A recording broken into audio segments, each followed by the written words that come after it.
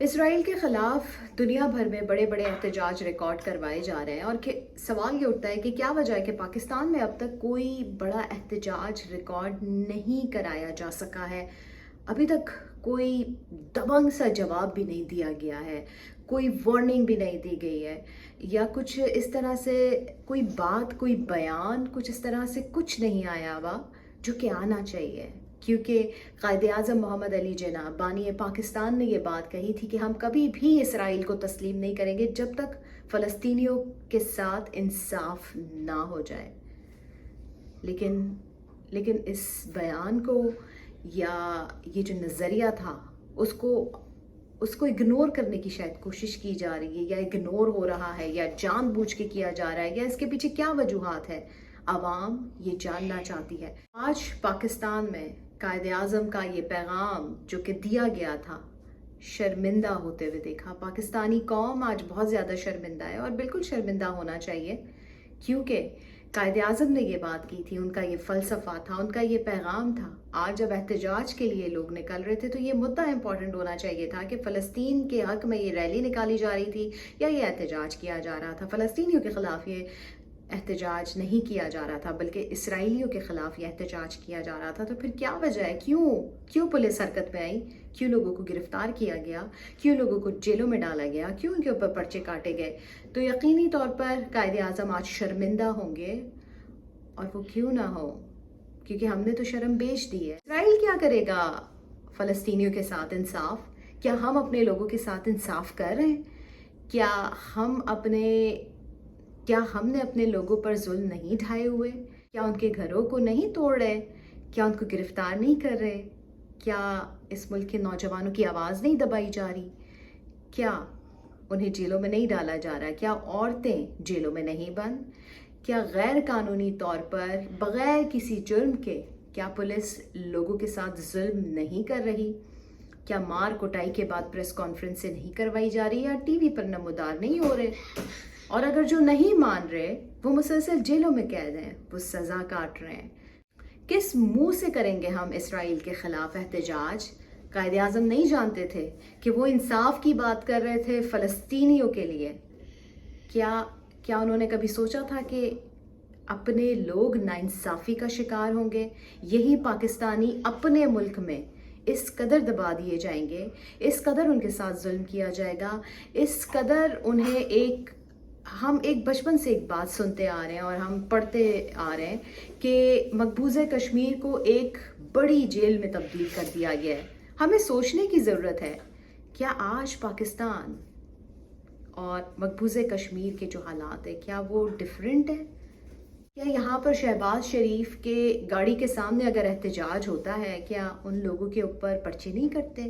اگر نواز شریف کا پوسٹر پھاڑا جاتا ہے تو کیا اس کالج یا اسکول کے بچوں کو قید نہیں کیا جاتا، گرفتار نہیں کیا جاتا؟ کیا ان کے اوپر ڈنڈے نہیں برسائے جاتے، ہوائی فائرنگ نہیں کی جاتی؟ کیا مریم نواز کے آرڈرز پر لوگوں کو اندر اور باہر نہیں کیا جاتا؟ نواز شریف ملزم نہیں، وہ مجرم ہے، ان کے استقبال کی تیاریاں ہو رہی ہیں، ان کی ضمانت کی بات ہو رہی ہے، وہ جیل نہیں جائیں گے، وہ مینار پاکستان چلے جائیں گے۔ کیا یہ انصاف کے ساتھ اس عدالتوں کے منہ پر تماچا نہیں ہوگا؟ یہ سب کیسے ہوگا؟ ایک بندہ جو ڈیل کر کے گیا، وہ ڈیل کر کے واپس آ رہا ہے، جس نے ملک کا کباڑہ کر دیا۔ اس 1.5 سال بھی اسی کی حکومت رہی، اسی نے ساری اہم تعیناتیاں کی، اسی نے ہر فیصلے کیے۔ یہاں سے جو ہے وہ وفد جاتا تھا وزیر اعظم شہباز شریف کی سربراہی میں، وہاں پر اجلاس ہوتے تھے لندن میں۔ تو یہ اب کس کو بے وقوف بنا رہے ہیں کہ جی نواز شریف کے پاس ہر بیماری کا علاج ہے، وہ آ رہے ہیں اور سب کچھ ٹھیک ہو جائے گا؟ یہ سب کس طرح سے ہوگا؟ یہ کیوں عوام کو پاگل سمجھتے ہیں؟ یہ کس منہ سے انقلابی بن کر واپس آ رہے ہیں، اور کس منہ سے انقلاب کی باتیں کریں گے؟ میں سمجھتی ہوں انہیں سب کچھ چھوڑ کر سب سے پہلے یہ کرنا ہوگا، سب سے پہلے انہیں خود کو ایجوکیٹ کرنا ہوگا، کیونکہ عوام کا جو لیول ہے وہ بہت اوپر چلا گیا ہے۔ ان کا لیول ابھی تک یہیں پر ہی ہے، اسی دڑبے میں ان کا آئی کیو لیول جو ہے وہ بند ہوا ہے، اور وہ اس سے نکلنے کی کوشش نہیں کرتے۔ یہ بہت پیچھے رہ گئے ہیں، کیونکہ یہ جس قسم کی باتیں کر رہے ہیں जिस किस्म की प्रेस कॉन्फ्रेंसें हो रही है, जिस किस्म के ये बयानात सामने आ रहे हैं, हर पाकिस्तानी इस वक्त हंस ही रहा है कि ये हमें क्या समझ रहे हैं, क्या हम पागल हैं। तो पाकिस्तानी कौम बहुत आगे बढ़ चुकी है, उनका IQ लेवल बहुत ऊपर चला गया, उनका लेवल ही बहुत ऊपर चला गया है। यही वजह है कि वो सब समझ चुके हैं, वो सब कुछ जान चुके हैं, वो पढ़ चुके हैं, उनकी नॉलेज में इस वक्त काफ़ी कुछ है। और वो इस वक्त पाकिस्तानी अवाम, ना सिर्फ नौजवान, मैं पूरी पाकिस्तानी कौम की बात करूँगी, वो वेल इन्फॉर्म है। जी अभी बातें हो रही है नवाज शरीफ आएगा तो सब बदल जाएगा, खुशहाली आएगी, जादू हो जाएगा, हर उम्मीद की किरण, सूरज, चांद, सितारा, उजाला, कहकशा, सुबह हो जाएगी, शेर आ रहा है और जी अब मुल्क बदलेगा। वाह, समझ नहीं आती ये जो बातें की जा रही है, इस पर हंसें या इस पर रोएं। भाई माफ़ करें, ये लतीफ़े ना अब आप किसी और को सुनाएं, क्योंकि मुल्क, ये जो कौम है ना, पाकिस्तानी कौम, ये अब वेल इन्फॉर्म है, इन्हें सब कुछ पता है। ये बहुत ऊपर चली गई है। तो इन लतीफ़ों में जो है अब वो पाकिस्तानी कौम नहीं आने वाली, वो हंसी रही है। अवाम का मयार जो है नून लीग, पीपल्स पार्टी, JUI या PDM की जितनी भी जमातें थी, इससे बहुत ऊपर चला गया। और यही वजह है कि यही सब लोग इलेक्शन से भागते रहे, इन्होंने आइन भी तोड़ा, इन्होंने मुल्क का सत्यानाश कर दिया।